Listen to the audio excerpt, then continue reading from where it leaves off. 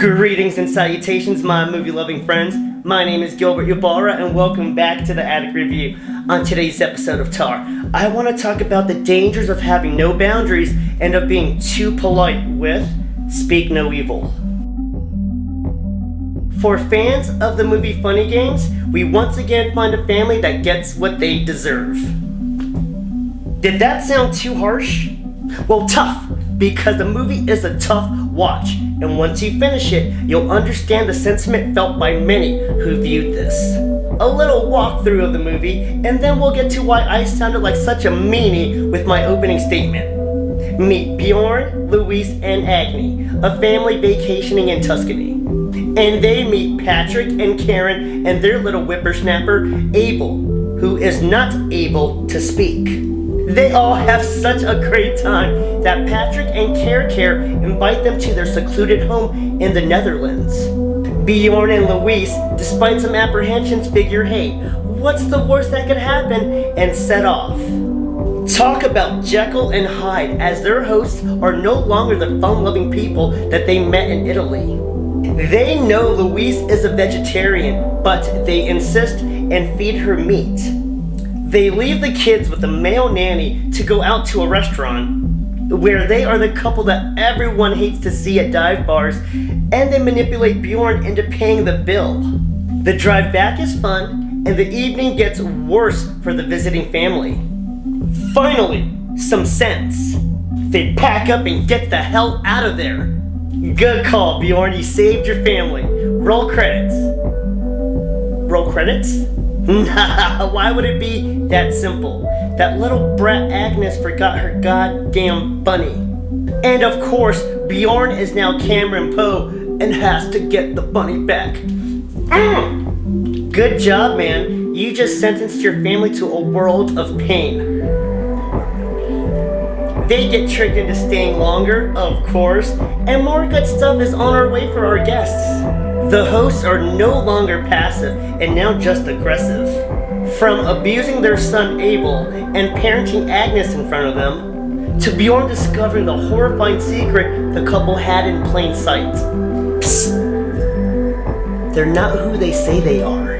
They are killers, abducting kids and killing parents. And just wait till you see how they make the kids be quiet. So Bjorn and his family are utterly fucked. I'm just gonna say this. This is a grim ending. Bad guys win, and they keep doing their thing as the credits roll. Time for some spoilers and analysis, my friends. Sorry everyone, Bjorn failed his family in every way imaginable. No, evil should not prevail or prey on the weak, and I'm sure some will call this victim blaming. Not at all. The lion opened its mouth and told them to get in, and they did, repeatedly. Now all the tough guys out there saying, I would never allow this. Honestly, I hope that is true, because this satire is a warning. You need to hold your ground. From the start, Patrick asserted his dominance in the first 5 minutes by taking that beach chair from Bjorn. After that, it was a free-for-all. Hell, he was literally marking his turf by pissing in front of them whenever he felt like it. Louise claimed she was a vegetarian, but could not hold her boundary of no meat in her mouth. By the way, I loved how Patrick called her out on that bullshit. Over and over and over, these people were disrespected and bullied. Any boundaries they thought they had were burned to the ground, and then Patrick pissed on it. Patrick openly lied about being a doctor, and they laughed in their face with their confession. Karen was disciplining and mothering Agnes for like 3 straight minutes, and nothing was said. And let's not forget about that goddamn bunny.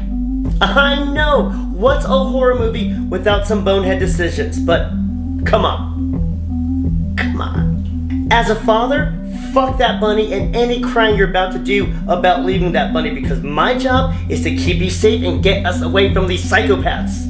But Bjorn, he sucks. He really, really sucks. I honestly should have felt some sympathy or pity or sorrow for everything that happened to them, but I couldn't.